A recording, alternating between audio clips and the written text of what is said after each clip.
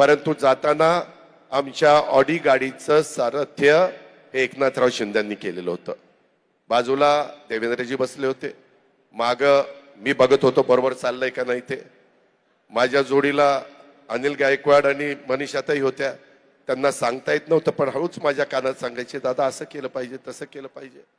आणि जाताना गाडी व्यवस्थित गेली, तिथं थांबली।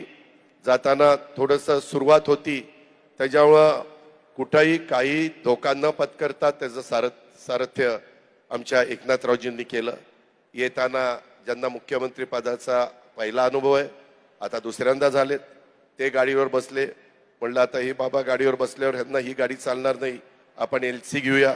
एलसी नेमकी आमच्या निरंजन डावखरीची होतीच, तो माझ्या पूर्वाश्रमीचा राष्ट्रवादीचा असल्यामुळे सोपंच गेलं।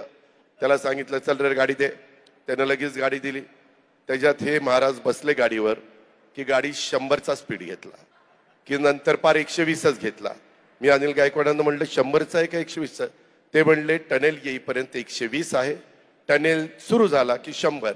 मी बघत होतो टनेल सुरू झाल्यावर ही 120 ठेवतायत की 100, पण बरोबर त्यांनी 100 वर आणलं, का तर टनेलमध्ये लिहिलेलं होतं 100नी जावा। असं सगळ्या नियमाचं पालन करत अतिशय सुरक्षित आम्ही सगळे इथं पोहोचलेलो आहे।